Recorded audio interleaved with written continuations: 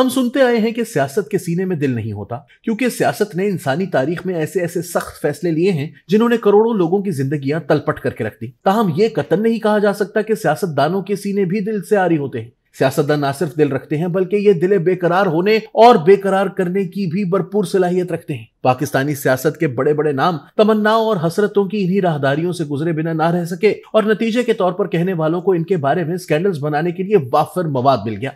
इनमें से कई नाम ऐसे हैं जो कुछ ज्यादा ही रंगीन मिजाज वाक़े हुए, बेशतर ऐसे हैं जिन्होंने दिल की सुनी और शादियां रचाई मगर समाज के डर की वजह से इन्हें खुफिया रखने पर मजबूर रहे। आज हम पाकिस्तानी हुक्मरानों की जात से जुड़े ऐसे ही बाज स्कैंडल्स का तज़किरा करेंगे और साथ ही साथ इनके मुआशकों और खुफिया शादियों के बारे में भी बताएंगे।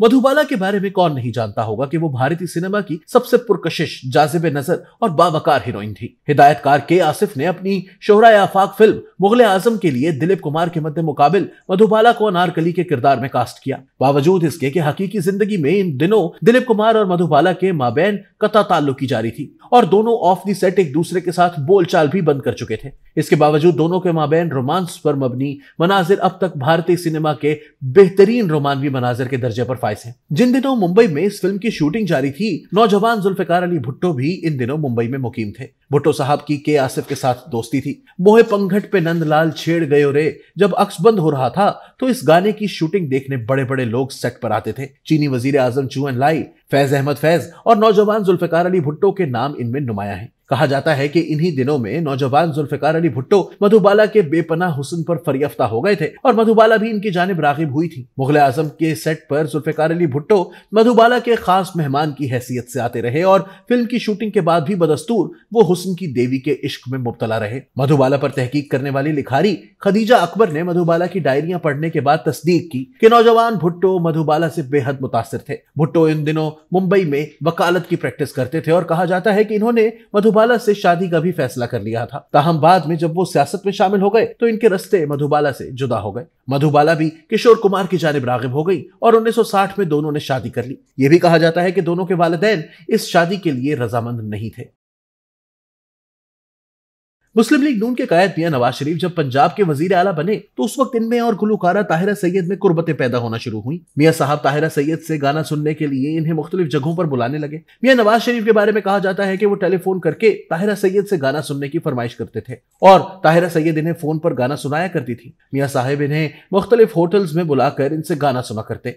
कहा जाता है कि इसी दौरान मरी में चेयर लिफ्ट का ठेका इन्होंने ताहिरा सैयद को दिलवाया था, जिसे बाद में पीपल्स पार्टी की हुकूमत ने इनसे वापस ले लिया था। उस वक्त तक नईम बुखारी और ताहिरा सैयद की शादी हो चुकी थी और दोनों निहायत खुशगवार जिंदगी गुजार रहे थे। जब दोनों मियां बीवी नई सूरत हाल से दो चार हुए तो ताहिरा सैयद अकेली पार्टीज में जाने लगी और नईम बुखारी खामोश से हो गए। नईम बुखारी को जब मामले का इल्म हुआ तो उन्होंने बहुत कोशिश की कि किसी तरह ताहिरा सैयद और नवाज शरीफ की राहें जुदा हो जाए। तमाम तर कोशिश के बावजूद भी जब ऐसा ना हो सका तो मजबूर होकर दोनों ने अलहदगी इख्तियार करने का फैसला कर लिया। जब इस मुआशके का इल्म नवाज शरीफ की बीवी कलसूम नवाज को हुआ तो उन्होंने हंगामा खड़ा कर दिया। इनके सख्त एहतजाज के बाद मियां साहब ने भी ताहिरा सैयद को छोड़ दिया। ताहिरा सैयद और नईम बुखारी के 2 बच्चे हैं और दोनों ही बाप की तरह वकालत के पेशे से वाबस्ता हैं। अलहदगी के बाद भी दोनों मियां बीवी ने शाइस्तगी को बरकरार रखा और कभी किसी प्लेटफॉर्म पर एक दूसरे की बुराइयां नहीं की। इस खामोशी का एक पहलू यह भी है कि नईम बुखारी ने इसके बाद कभी ताहिरा सैयद से बातचीत नहीं की।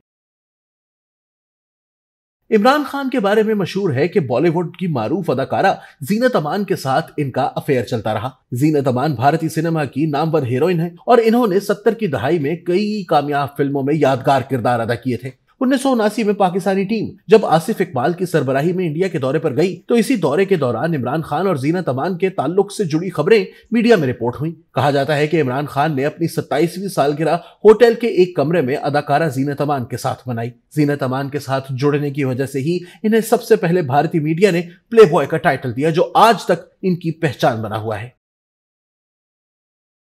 साबिक सदर और पाकिस्तान पीपल्स पार्टी के शरीक चेयरमैन आसिफ अली जरदारी साबिक मिस वर्ल्ड और बॉलीवुड की अदाकारा ऐश्वर्या राय के बहुत बड़े परिस्तार हैं। कम से कम अफवाहें तो यही हैं। सियासी तज्जिया निगार शाहिद मसूद ने चंद बरस पहले ये खबर दी थी कि जब आसिफ अली जरदारी मुल्क के सदर थे तो इन्होंने ऐश्वर्या राय को खुसूसी तैयारे के जरिए एक परफॉर्मेंस के लिए भारत से पाकिस्तान बुलाने का इंतजाम किया और इसके इवज अदाकारा को 10 लाख अमेरिकी डॉलर, जो कि मौजूदा वक्त के मुताबिक 22 करोड़ 60 लाख रुपए बनते हैं, की ऑफर की। कहा जाता है कि यह पेशकश इतनी पुरकशिश थी कि ऐश्वर्या राय इनकार ना कर सकी और बखुशी आसिफ जरदारी की निजी महफिल में परफॉर्म करने पर राजी हो गई। ताहम शाहिद मसूद की इस कहानी में एक झोल है। इन्होंने अपने दावे में दो मुतजाद बातें की हैं। पहली ये कि जब ऐश्वर्या पाकिस्तान आई तब इनकी शादी नहीं हुई थी, और दूसरी ये कि इन्हें आसिफ जरदारी ने उस वक्त बुलाया जब वो मुल्क के सदर थे। अब ऐश्वर्या राय की शादी अभिषेक बच्चन से जनवरी 2007 में हो गई थी, जबकि आसिफ अली जरदारी पाकिस्तान के सदर सितंबर 2008 में बने थे। इस तजाद के बायस ये तय करना मुश्किल है कि कहां शाहिद मसूद की जबान फिसल गई और कहां तक इनका दावा दुरुस्त था।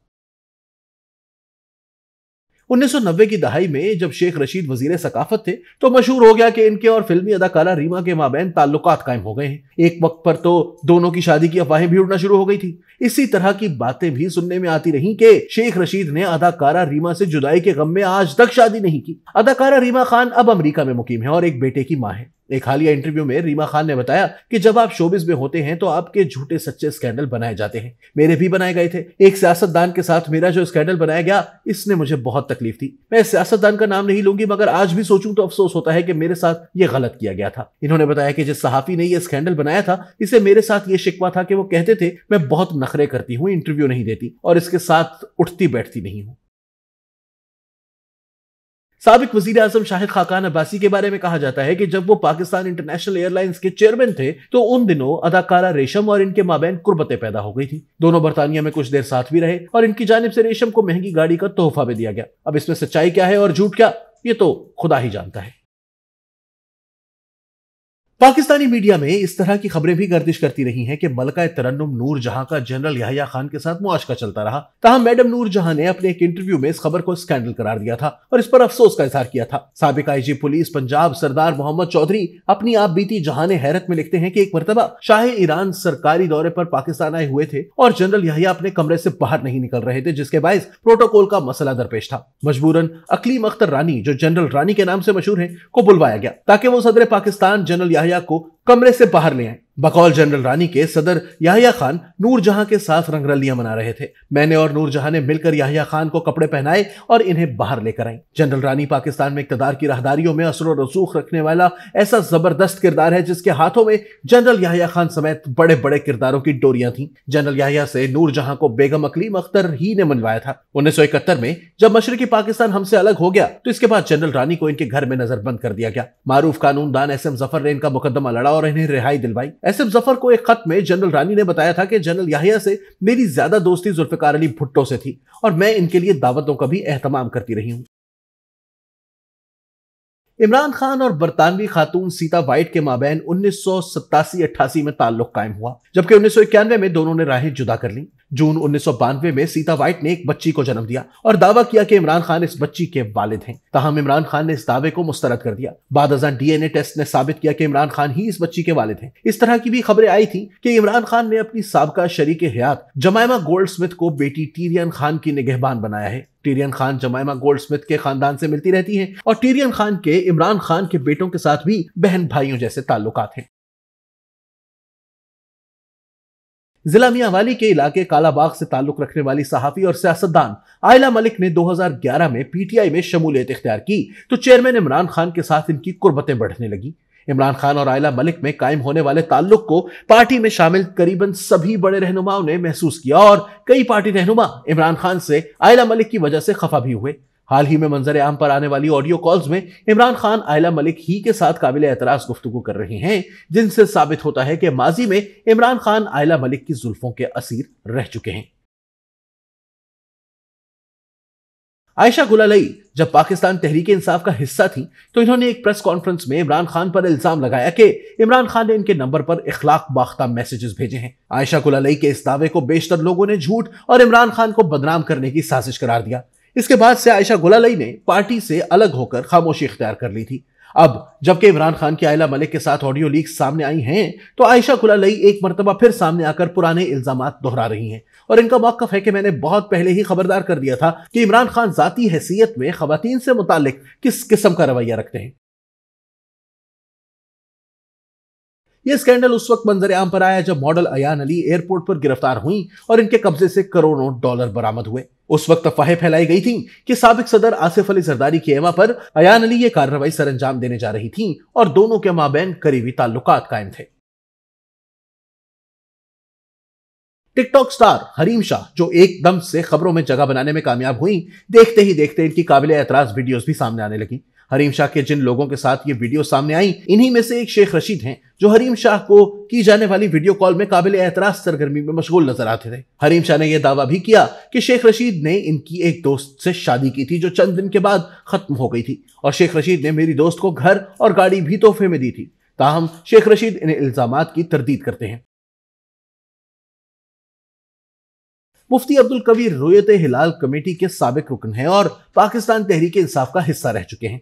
इन्हें पाकिस्तानी मॉडल कंदील बलोच के साथ देखे जाने के बाद मुल्क गिर तनकीद का सामना करना पड़ा, जिसके बाद इन्हें पीटीआई से निकाल दिया गया। इसी तनाजे के बाद इन्हें रुयत हिलाल कमेटी की रुकनियत से भी हाथ धोने पड़े। अब्दुल कवी की कंदील बलोच से पहली मुलाकात एक टीवी टॉक शो में हुई थी, जहां मुफ्ती अब्दुल कवी को मजहबी रहनुमा के तौर पर बुलाया गया था। इसके बाद दोनों ऑफ द सेट भी मिलने लगे और इनकी इकट्ठी तस्वीर भी सोशल मीडिया पर शेयर होने लगी। कंदील बलोच को सोशल मीडिया पर शदीद तनकीद सामने आने के बाद जुलाई 2016 में इसके भाई ने कत्ल कर दिया था, और बाद में यह खबरें भी सामने आई थी कि कंदील बलोच के भाई को कत्ल पर मुफ्ती अब्दुल कवी ने उकसाया था। जुल्फिकार अली भुट्टो 1960 की दहाई में मशरकी बंगाल से ताल्लुक रखने वाली शादीशुदा खातून हुस्ना शेख पर फरियाफ्ता हो गए थे। दोनों के बीच पहली मुलाकात 1961 में मशरकी बंगाल में हुई थी। हुस्ना शेख के शौहर अब्दुल अहद कामयाब बंगाली वकील थे। 1966 में हुस्ना तलाक लेकर अपनी 2 बेटियों के हमराह कराची आ गईं। इन्होंने कराची के एक निहायत पोश इलाके बाथ आइलैंड के एक अपार्टमेंट में रिहाइश इख्तियार की। जुल्फिकार अली भुट्टो की रिहाइशगाह 70 क्लिफ्टन पर थी, जो हुस्ना शेख के अपार्टमेंट से 10 मिनट की ड्राइव पर वाक़ थी। जुल्फिकार अली भुट्टो के करीबी साथी गुलाम मुस्तफा खर निहायत राजदारी से इन्हें गाड़ी में बिठाकर हुस्ना शेख के घर ले जाते थे। दोनों के ताल्लुकात में कई उतार चढ़ाव आए। बिलाखिर 20 दिसंबर 1971 को जुल्फिकार अली भुट्टो मुल्क के सदर बने, तो कुछ ही दिनों बाद इन्होंने खुफिया तौर पर हुस्ना शेख से शादी कर ली। मौलाना कौसर न्याजी ने यह निकाह पढ़वाया। जुल्फिकार अली भुट्टो की दूसरी बेगम नुसरत भुट्टो को जब इस शादी के बारे में पता चला, तो इन्होंने गोलियां खाकर खुदकुशी की कोशिश की। ताहम इन्हें फौरी तौर पर अस्पताल पहुंचाया गया, जहां इनकी जान बच गई। जुल्फिकार अली भुट्टो ने अस्पताल में इनके साथ वादा किया कि वो इन्हें कभी नहीं छोड़ेंगे। इसके बाद भुट्टो ने हुस्ना शेख के साथ अपनी शादी को हमेशा खुफिया ही रखा। इस मुआशके और खुफिया शादी की तस्दीक स्टैनली वोलपर्ट भी अपनी किताब में करते हैं। तहमीना दुरानी भी अपनी किताब माई फ्यूडल लॉर्ड में लिखती हैं कि गुलाम मुस्तफा खर इस तमाम दौरानिये में भुट्टो के हमराज थे और इस निकाह के गवाह भी बने। चंद बरस कबल डॉक्टर तनवीर जमानी ने खुद मीडिया पर आकर यह इंकशाफ कर दिया कि आसिफ जरदारी ने इनके साथ शादी कर रखी है। ताहम बाद में नामालूम वजूहात की बिना पर वो अपने इस बयान से खुद ही पीछे भी हट गई। आसिफ अली जरदारी और पीपल्स पार्टी की दीगर क़यादत की जानिब से इस शादी के बारे में ना कभी तस्दीक सामने आई है और ना ही कभी किसी ने इसकी तरदीद की है। एंकर चौधरी गुलाम हुसैन ने अपने प्रोग्राम में चंद बरस पहले यह खबर दी थी कि इसहाक डार और मारवी मेमन ने बैरून मुल्क जाकर शादी कर ली है। कहा जाता है कि 2016 या 17 में यह शादी बरतानिया में हुई थी। ताहम किसी जानिब से इस शादी की तस्दीक नहीं की गई।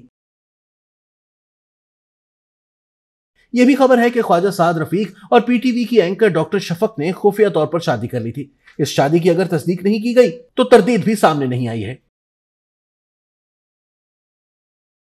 पाकिस्तानी मीडिया में इस तरह की खबरें भी गर्दिश करती रही हैं कि पाकिस्तान मुस्लिम लीग नून के सीनियर रुकन और मौजूदा वजीर दिफा ख्वाजा आसिफ ने कशमाला तारिक के साथ खुफिया तौर पर शादी कर रखी है।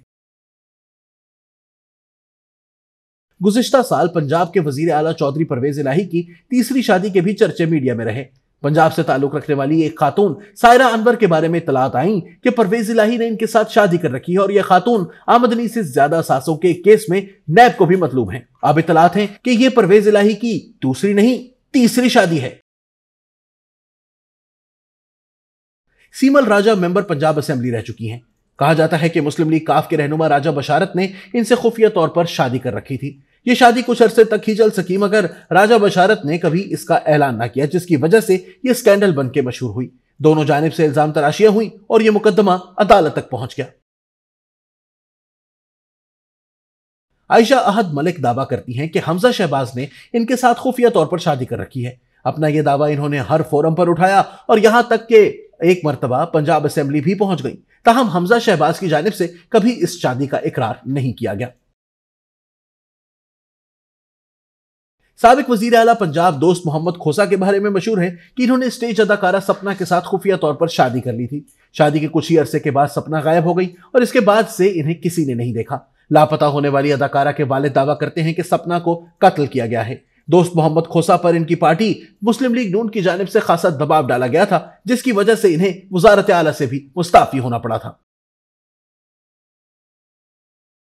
मुआशकों, स्कैंडल्स और खुफिया शादियों के साथ साथ सियासी रहनुमाओं से मुतालिक एक और दिलचस्प बात यह है कि इनमें से बाज रहनुमा कई कई शादियों के लिए भी जाने जाते हैं। इनमें से बेशतर शादियां ऐलानिया की गई, जबकि बाज खुफिया भी रखी गई। इस ज़िमन में सबसे ज्यादा शादियां करने का रिकॉर्ड पीपल्स पार्टी के रहनुमा और साबिक गवर्नर पंजाब गुलाम मुस्तफा खर के पास है। ताहम दूसरी जानिब शेख रशीद जैसे सियासतदान भी मौजूद हैं, जिनका शादी से मुतालिक नुक्ता नजर गुलाम मुस्तफा खर से यकसर उलट है। शेख रशीद के बारे में कहा जाता है कि इन्होंने सारी उम्र शादी नहीं की और एक मर्तबा किसी सहाफी ने इनसे शादी ना करने की वजह पूछी तो इनका जवाब था, जब बाजार से दूध मिल जाता है तो घर में भैंस पालने की क्या जरूरत है।